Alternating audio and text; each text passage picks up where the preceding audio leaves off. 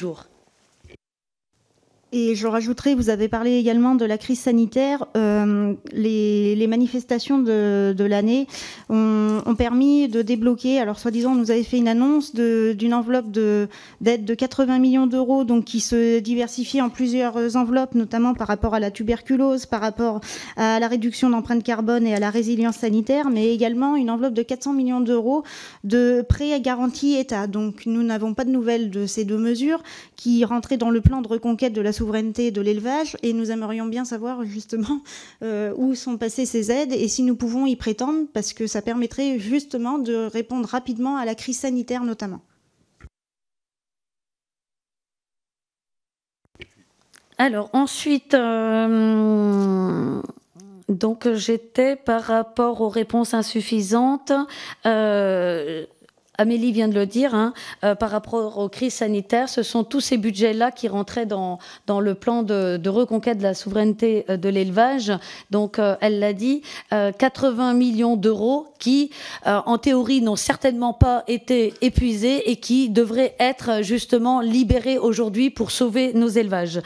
De même qu'elle a dit, les 400 millions de prêts garantis, même s'ils étaient destinés à l'installation et aux projets innovants, il faut que là, ils servent de PGE pour sauver l'élevage. Je continue avec la francisation. Déjà, il faut revoir les déclarations fiscales de nos entreprises. On sait que nos entreprises, quand elles déclarent, on a en termes de produits, la ligne produit en France et produit grâce à l'exportation. Il nous faudrait aussi, au niveau des charges et matières premières principales françaises et matières premières importées. C'est là que l'on peut voir des flux, des délocalisations de résultats. C'est ce que je proposais dans le projet de loi pour un choc de la compétitivité de la ferme France. Quand vous avez, par exemple, pour de la crème, la France est le premier producteur de beurre en Europe, mais pour autant, on est déficitaire en beurre et on est déficitaire en crème. Et pour cause, on exporte de la crème vrac et on en exporte 2 fois plus qu'on en importe. Sauf qu'on l'exporte à 1 euro et on l'apporte à près de 4 euros. Du coup, on en exporte plus en volume, mais on finit par perdre 100 millions d'euros. Cherchez l'erreur, contrôlez ces flux pour savoir qui est derrière ces pratiques. Et le pire, c'est qu'on va même jusqu'à exporter de la crème conditionnée moins cher qu'on importe de la crème vrac. Donc je pense que de la francisation des flux, ces flux sont-ils réels ou pas ? Où la marchandise est-elle restée dans nos entreprises en France? Et a-t-on passé en charge des importations qui ne le sont pas à des prix élevés? Je note que ce trafic a lieu avec les entreprises européennes et non pas avec les pays tiers. Et ces chiffres-là, on pourra vous les développer. Ils sont issus des chiffres des douanes. Ensuite, c'est Mélanie Thomas qui a parlé du crédit agricole pour notamment les secteurs comme la volaille, comme le porc. Non, bien sûr, le crédit agricole n'a pas sa place dans nos exploitations. Tout comme on a pu voir par le passé, et ça remonte déjà à 30 ans, où on avait des vendeurs d'aliments qui rentraient au capital de nos exploitations. Ils rentraient au capital de nos exploitations en effaçant les dettes.